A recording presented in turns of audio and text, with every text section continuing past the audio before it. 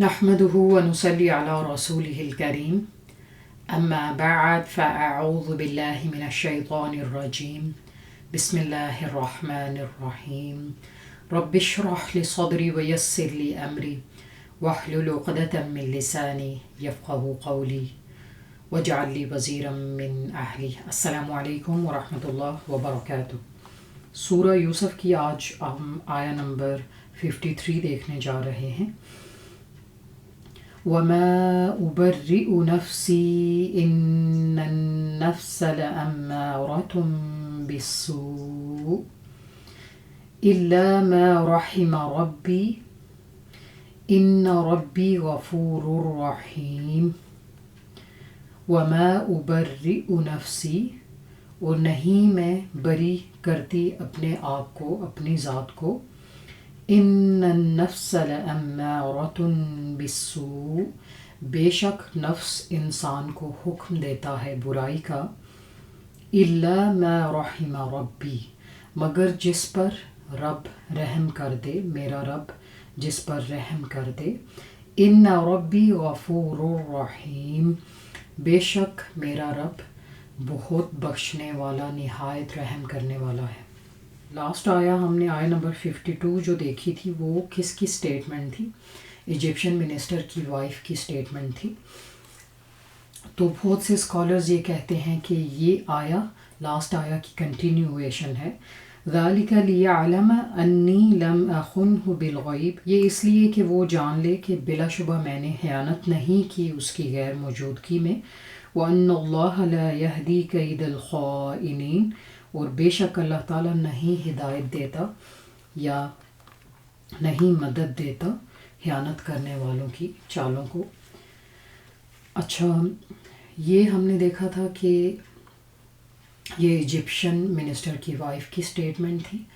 جب وہ بادشاہ کے پاس آئی تھی تو وہ بھی کنفیس کر چکی ہے کہ اس سے بلا شبہ غلطی ہوئی ہے، اور وہ بتا رہی ہے کہ کس طرح سے یعنی یہ سب ہوا. اور وہ اس لیے یہ سب کچھ ڈسکلوز کر رہی ہے کیونکہ وہ چاہتی ہے کہ وہ جان لے، کون جان لے، یوسف علیہ السلام جان لے یا ایجپشین منسٹر جان لے کہ اس نے ان کی غیر موجودگی میں خیانت نہیں کی تھی. آیا کے دونوں اسپیکٹ ہم نے دیکھے تھے. اور نیکسٹ آیا، یہ جو آیا نمبر 53 ہے، اسکالرز کہتے ہیں کہ یہ لاسٹ آیا کی کنٹینیویشن ہے. وہی عورت یہ سب بھی کہہ رہی ہے، وما ابرئ نفسی. اور پھر کچھ اسکالرز ہیں، کچھ اکا دکا جو یہ کہتے ہیں کہ یہ آیا جو ہے وہ یوسف علیہ السلام کی سٹیٹمنٹ ہے. ہم دونوں اسپیکٹس دیکھیں گے انشاءاللہ.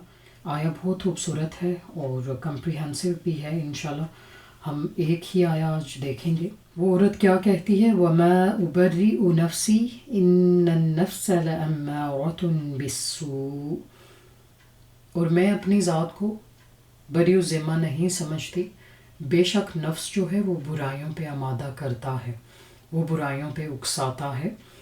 إِلَّا مَا رَحِمَ رَبِّي، مگر جس پر میرا رب رحم کر دے. وہ عورت کہتی ہے کہ میں اپنی ذات کو بری نہیں سمجھتی، اس میں میرا بھی بلا شبہ اس میں قصور ہے، کیونکہ انسان کا نفس جو ہے وہ ہر وقت اسے برائی پہ آمادہ کرتا رہتا ہے. انسان کا نفس اسے برے کاموں میں مشغول رکھنا چاہتا ہے. إِلَّا مَا رَحِمَ رَبِّي، مگر جس پر میرا رب رحم کر دے. إِنَّ رَبِّي غَفُورٌ رَحِيمٌ، بے شک میرا رب نہایت رحم کرنے والا، بخشنے والا ہے. پھر ہم اگر اسی آیا کو یوسف علیہ السلام کے ساتھ ریلیٹ کریں تو ہمیں بہت سے اس آیا کے پہلو ہمیں نظر آتے ہیں. اور آیا جو ہے وہ بہت ہی کمپریہنسو ہے اس معاملے میں کہ رسولوں کے جو نفس ہوتے ہیں وہ بھی ہمارے نفسوں کی طرح ہوتے ہیں. ہمارے جس طرح سے ہمارا نفس ہمیں برائی پہ آمادہ کرتا ہے، اسی طرح رسولوں کے جو نفس ہوتے ہیں، رسولوں کے جو ایک انر سیلف ہوتی ہے وہ بھی ہماری طرح ہوتی ہے. لیکن اسے کنٹرول کیسے کیا جائے اور کس طرح سے اس چیز کو سمجھا جائے. نفس کے بارے میں اللہ تعالیٰ نے بہت سی جگہوں پہ فرمایا قرآن میں. اور نفس کو روح کے ساتھ ریلیٹ کیا گیا ہے، انسان کی روحانیت کے ساتھ ریلیٹ کیا گیا ہے۔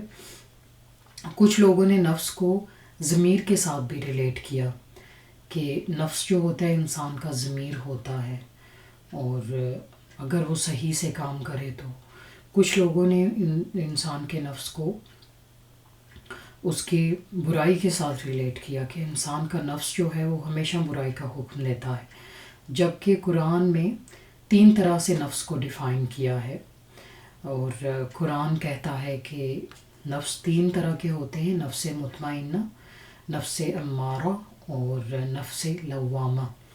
یہ 3 طرح کے نفس ہوتے ہیں۔ نفس مطمئنہ جو اللہ تعالیٰ کے ذکر پہ اسٹیڈ فاسٹ ہو، جو کہ اللہ تعالیٰ کے ذکر پہ انسان کو مطمئن کر دے، اور انسان برائیوں کی طرف راغب نہ ہو۔ اور نفس لوامہ جو ہے وہ انسان کو ملامت کرتا رہتا ہے کہ انسان نے جو غلط کیا اس پہ اسے ملامت کرتا رہتا ہے کہ تم نے یہ کیوں کیا، ایسے نہیں کرنا چاہیے تھا، اور یہ غلط کیا، اس سے اللہ تعالیٰ سے معافی مانگو۔ اور نفس امارہ جو ہے وہ برائی کی بدترین قسم ہے کہ اس میں نفس جو ہے وہ انسان کو برائی پہ اکساتا ہے، اور انسان جو ہے وہ ایونچولی پھر اس برے کام کو کرنا شروع کر دیتا ہے۔ سورۃ الشمس میں ہم دیکھتے ہیں کہ اللہ تعالیٰ نے کس طرح سے نفس کے بارے میں کہا ہے۔ اللہ فرماتے ہیں وَنَفْسٍ وَمَا سَوَّاهَا، اور نفس انسانی کی اور جیسا کہ اس نے اسے درست کیا۔ نفس انسانی کی اللہ تعالیٰ قسم کھا رہے ہیں۔ سورۃ الشمس میں اللہ تعالیٰ نے قسم کھائی، زمین کی قسم کھائی، آسمان کی اور رات کی اور دن کی۔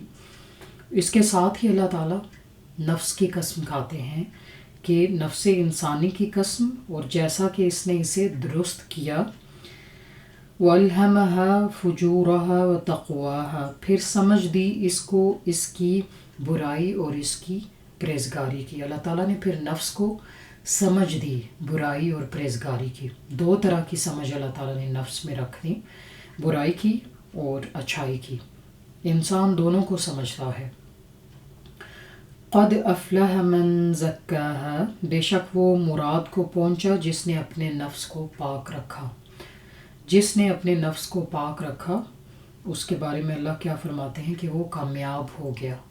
جو اپنے نفس کو پاک رکھنے میں کامیاب رہا وہ دنیا و آخرت میں کامیاب ہو گیا۔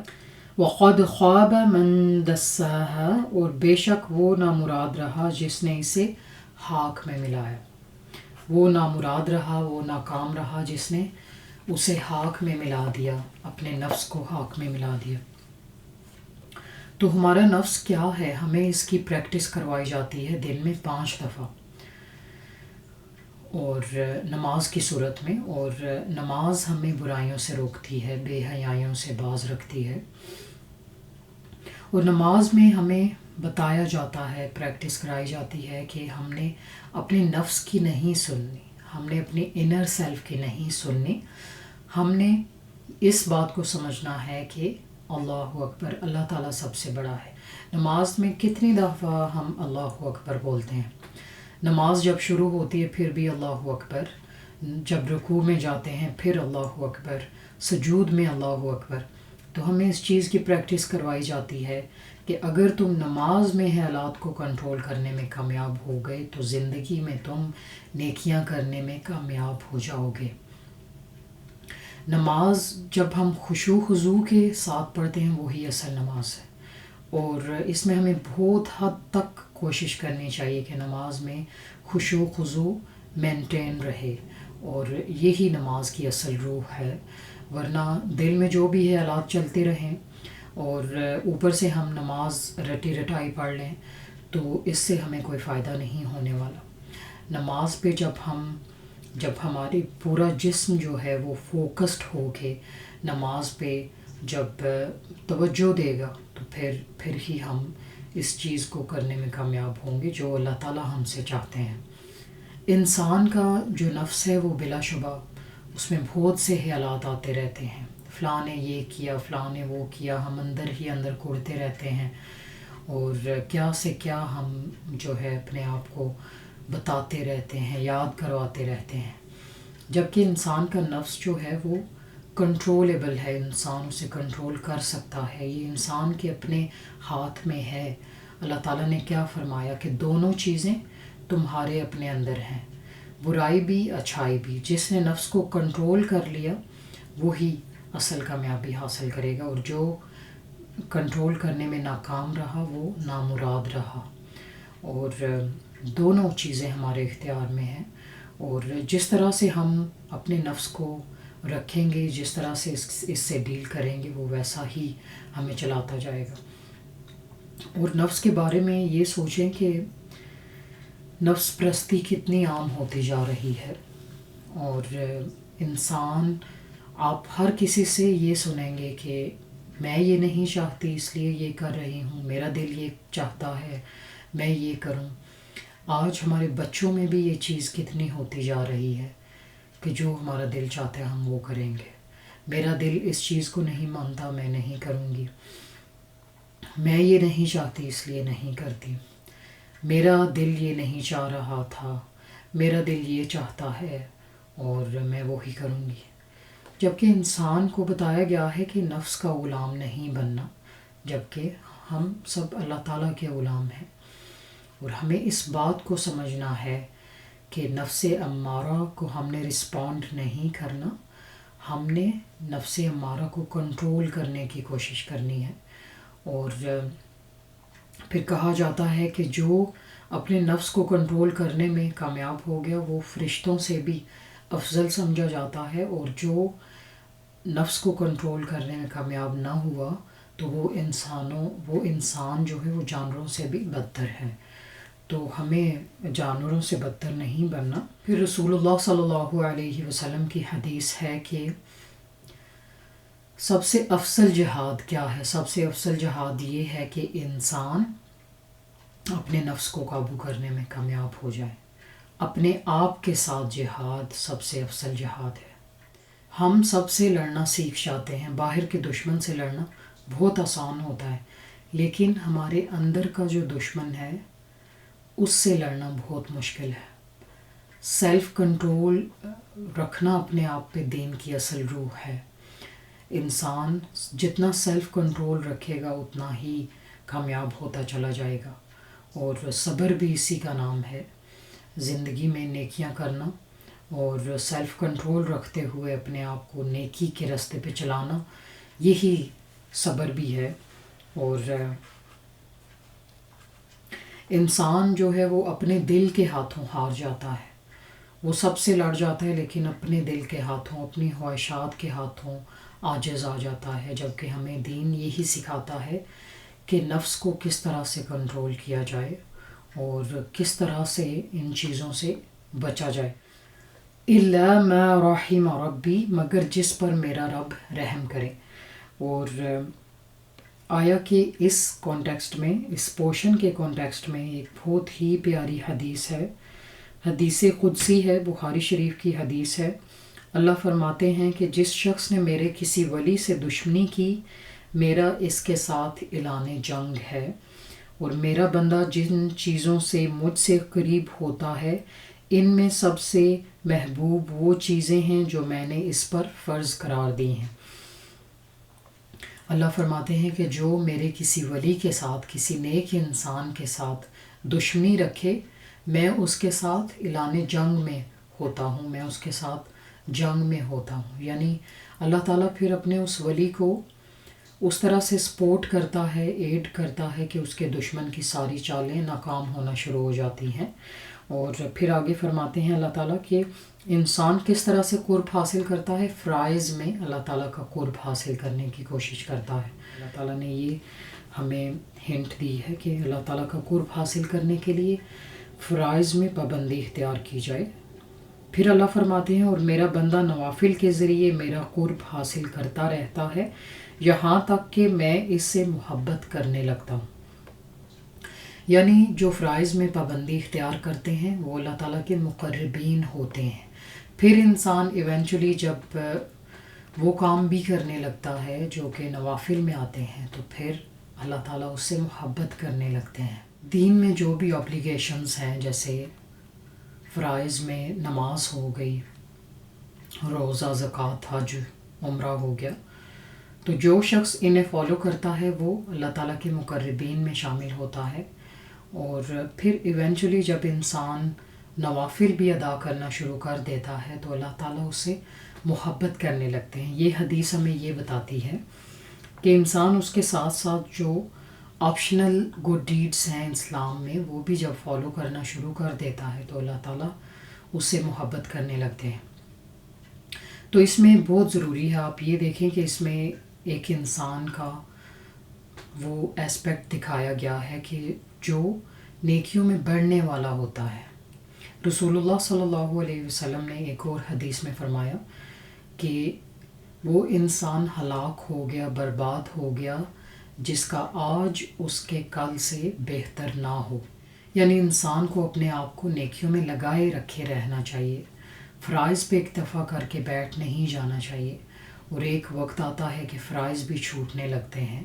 انسان کو، مومن کو ریمائنڈرز کی ضرورت ہوتی ہے، وہ اپنے آپ کو نیکیوں میں آگے بڑھانے والا ہو. اللہ تعالیٰ نے نیکیوں میں سبقت کرنے والوں کو قرآن میں پسند فرمایا ہے.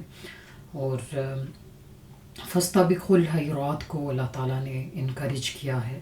وہ انسان جو یہ سوچے کہ مجھے نیکی میں آگے بڑھنا ہے کیونکہ اس کے پاس وقت بہت کم ہے اور اسے نہیں پتہ اس کی زندگی کب ختم ہو جائے، تو ایسا انسان اپنے آپ کو نیکیوں میں بڑھانے میں کامیاب ہو جاتا ہے اور فرائض سے آہستہ آہستہ وہ نوافل کی طرف آنے لگتا ہے. تو اللہ تعالیٰ فرماتے ہیں کہ میں اس سے محبت کرنے لگتا ہوں، اور جب میں اس سے محبت کرنے لگتا ہوں تو پھر اس کے نتیجے میں اس کا کان بن جاتا ہوں جس سے وہ سنتا ہے. یہ ایک بہت بڑی بات ہے جو اللہ تعالیٰ یہاں پہ فرماتے ہیں کہ میں اس کا کان بن جاتا ہوں. یعنی وہ نہیں سنتا مگر اچھی باتیں، دین کی باتیں، کوئی غلط باتیں نہیں سنتا، میوزک نہیں سنتا، غیبت چغلی نہیں سنتا، اچھی باتیں سنتا ہے اور اچھی باتیں کرتا ہے. آگے اللہ فرماتے ہیں کہ میں اس کی آنکھ بن جاتا ہوں جس سے وہ دیکھتا ہے. یعنی آنکھ سے بھی وہ کام کرتا ہے، وہ دیکھتا ہے جو اللہ تعالیٰ کو پسند ہے اور وہ چھوڑ دیتا ہے جو اللہ تعالیٰ کو ناپسند ہے. اور اس کا ہاتھ بن جاتا ہوں جس سے وہ پکڑتا ہے. یعنی ہاتھ سے بھی وہ ایسے ایکشنز کرتا ہے جو اللہ تعالیٰ کو پسند ہوں، اور برے کام، برے ایکشنز وہ چھوڑ دیتا ہے. اور اس کا پیر بن جاتا ہوں جس سے وہ چلتا ہے. پھر اللہ فرماتے ہیں میں اس کا پیر بن جاتا ہوں جس سے وہ چلتا ہے. یعنی وہ پھر نہیں چلتا مگر اچھے کاموں کے لیے جد و جہد کرتا ہے، اسٹرائیو اینڈ اسٹرگل کرتا ہے. اس کی تمام تر کوششیں اچھے کاموں کے لیے ہوتی ہیں. اگر وہ مجھ سے کسی چیز کا سوال کرتا ہے تو میں اسے ضرور دیتا ہوں، اور اگر وہ کسی چیز سے میری پناہ چاہتا ہے تو میں اسے ضرور پناہ دیتا ہوں. اللہ فرماتے ہیں کہ جب وہ پھر کسی چیز کا سوال کرتا ہے تو میں اسے وہ دیتا ہوں، اور اگر وہ کسی چیز سے پناہ چاہتا ہے تو میں اسے پناہ دیتا ہوں. آیا حدیث کا یہ پورشن بھی بہت ہی خوبصورت ہے کہ اللہ تعالیٰ پھر وہ انسان جو چاہتا ہے اسے دینے لگتے ہیں. یعنی جو انسان جس کا ہاتھ اللہ تعالیٰ کے لیے اٹھے، جس کا ہاتھ اللہ تعالیٰ کے لیے وہ سب کرے جو دین میں جائز ہے، جس کی آنکھ وہ دیکھے جو ناجائز نہ ہو، جائز ہو، جس کا کان وہ سنے جو کہ ناجائز نہ ہو، دین میں بالکل جائز ہو، وہ کیا کبھی کوئی ایسی چیز مانگ سکتا ہے جو اللہ کو ناپسند ہو؟ وہ انسان وہی چیز مانگے گا جو اللہ تعالیٰ کو پسند ہو، کیونکہ اس کے ہاتھ بھی اللہ تعالیٰ نے ایسے بنا دیے جو کہ نیک کام کریں، کان بھی اور آنکھیں بھی. اور پھر اللہ تعالیٰ فرماتے ہیں کہ جب وہ مجھ سے کسی چیز کا سوال کرتا ہے تو میں اسے دیتا ہوں، اور اگر مجھ سے وہ کسی چیز کی پناہ مانگتا ہے تو میں اسے پناہ دیتا ہوں. اور اس میں موسٹ لائکلی شیطان سے پناہ ہو سکتی ہے. انسان جب شیطان سے پناہ مانگے، شیطان کے وسواس سے اور نفس امارہ سے بھی، تو اللہ تعالیٰ اسے پناہ دیتے ہیں. اور آیا کا یہ جو پورشن ہم نے دیکھا تھا الا ما رحم ربی، یہ حدیث اس کو بہت اچھے سے ایکسپلین کرتی ہے کہ اللہ تعالیٰ کا رحم کب ہوتا ہے، جب انسان فرائض میں پابندی اختیار کرتا ہے اور فرائض کے بعد وہ نوافل میں آگے بڑھنے لگتا ہے، تو پھر ایسے انسان کو اللہ تعالیٰ پناہ دیتے ہیں شیطان سے بھی، نفس امارہ سے بھی، اور اس پر رحم کیا جاتا ہے۔ اور رحم کب ممکن ہے؟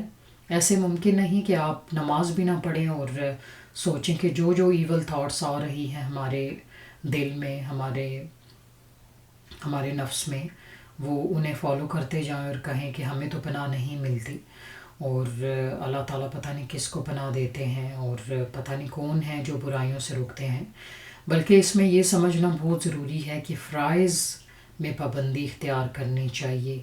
اگر آپ چاہتے ہیں کہ شیطان کے مقابلے میں اللہ تعالیٰ آپ کی مدد کریں تو فرائض میں پابندی اختیار کریں، اور آہستہ آہستہ اپنے آپ کو نیکیوں میں بڑھاتے چلے جائیں۔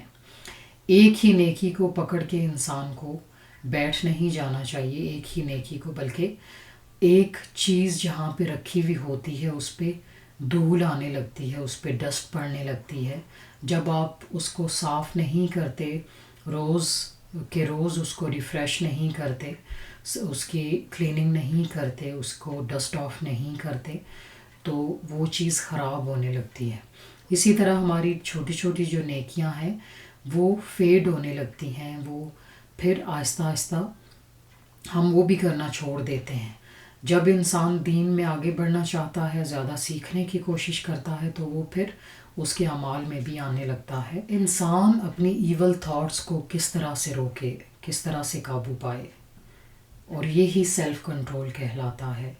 جب آپ اپنے آپ کو نیکیوں میں اتنا مشغول کر لیں گے تو پھر آپ کا نفس امارہ آہستہ آہستہ ختم ہونے لگتا ہے۔ آپ کے دل میں جو برائیاں اور جو خیالات اور جو گناہ کرنے کے خیالات آ رہے ہوتے ہیں وہ آہستہ آہستہ ختم ہونے لگتے ہیں، کیونکہ آپ کا نفس مطمئنہ اتنا اسٹرانگ ہو جاتا ہے کہ پھر آپ نفس امارہ کو رسپونڈ نہیں کرتے۔ So this ayah has many lessons for us and it's a great ayah, it's a comprehensive ayah۔ اگر اس آیا کو یوسف علیہ السلام کے ساتھ ریلیٹ کیا جائے تو ہم جانتے ہیں کہ انبیاء کے دل بھی ایک عام انسان کی طرح ہوتے ہیں، لیکن وہ اپنی خواہشات پہ، اپنے جذبات پہ کنٹرول کرنا سیکھ جاتے ہیں۔ ان النفس لامارۃ بالسوء، بے شک انسان کا نفس اسے برائی پہ اکساتا ہے، لیکن اللہ تعالیٰ کی مدد کب آتی ہے؟ جیسے ہم نے حدیث ڈسکس کی کہ اللہ تعالیٰ کی مدد فرائض کو ادا کرنے کے بعد آتی ہے اور نوافل میں آگے بڑھنے کے بعد آتی ہے۔ So the prophets would have the evil thoughts in their mind too. They would deal with these kind of evil thoughts too, but they would not permit their hearts to wander. وہ اپنے دل کو ادھر ادھر بھٹکنے نہیں دیتے تھے۔ وہ جانتے تھے کہ جتنے وہ پروڈکٹیو ہوں گے اتنا ان کا نفس امارہ ان پہ قابو پا نہیں سکے گا، اور یہی ایک مومن کو کرنا چاہیے۔ پھر اسی طرح ہمارے نفس کا، ہماری انر سیلف کا تعلق ہماری نیت سے بھی ہے۔ ہم نیت اپنی کو درست رکھیں گے تو ہمارے نیک اعمال بھی درست ہوں گے۔ If the intention is good, all is good, all is well. But if intention is wrong, it's false, then all is lost. All go into waste. اِنَّ رَبِّي غَفُورٌ رَحِيمٌ، بے شک اللہ تعالیٰ معاف کرنے والا ہے، سب پر رحم کرنے والا ہے۔ آیا کا یہ پورشن بھی بہت ہی کمپریہنسو ہے اور بہت سے لیسنز ڈرا ہوتے ہیں اس سے، کہ اللہ تعالیٰ معاف کرنے والا ہے، یعنی ہمیں یہ بھی بتایا گیا ہے کہ نفس امارہ سے ریلیٹڈ جو بھی خیالات ہمارے اندر چل رہے ہوتے ہیں ان کو رسپونڈ نہیں کرنا چاہیے، اور خیالات پہ بھی انسان کا کنٹرول ہونا چاہیے، اور اسی لیے ہمیں فرائض میں پابندی اختیار کرنے کا کہا گیا ہے۔ نماز میں آپ جتنے پابند ہوں گے اتنا ہی آپ نفس امارہ کو کنٹرول کرنے میں کامیاب ہو جائیں گے۔ نماز کی پریکٹس ہمیں یہی سکھاتی ہے کہ خشوع و خضوع جتنا ہو اتنا آپ زندگی کے باقی کاموں میں، باقی نیک اعمال میں کامیاب ہوں گے۔ If you let your evil thoughts come during the salah, then it's not going to help. آپ چاہتے ہیں کہ آپ کے دل میں جو چل رہا ہے، جو جنگ لگی ہے وہ بھی چلتی رہے اور نماز بھی آپ کی ہو جائے، تو ایسے نہیں ہو سکتا۔ ایک مومن جو ہے وہ نماز میں پورا خشوع و خضوع مینٹین کرنے کی کوشش کرتا ہے، اور یہی انسان کو نفس امارہ کے مقابلے میں ہیلپ کرتا ہے اور اللہ تعالیٰ کو عظیم جاننے میں، بڑا جاننے میں ہیلپ کرتا ہے۔ نماز میں کتنی دفعہ ہم لوگ اللہ اکبر پڑھتے ہیں، اور یہ ہمیں یہی سکھاتا ہے کہ اللہ تعالیٰ جو ہیں وہ سب سے بڑے ہیں، ہمارا نفس بڑا نہیں۔ ہم خواہشات کے پجاری، خواہشات کے غلام نہیں بن سکتے، ہم اپنے نفس کے غلام نہیں بن سکتے، ہم کسی اور انسان کے غلام نہیں بن سکتے، بلکہ ہمیں اللہ تعالیٰ نے اپنے لیے پیدا کیا ہے۔ We have looked into ayah number 53.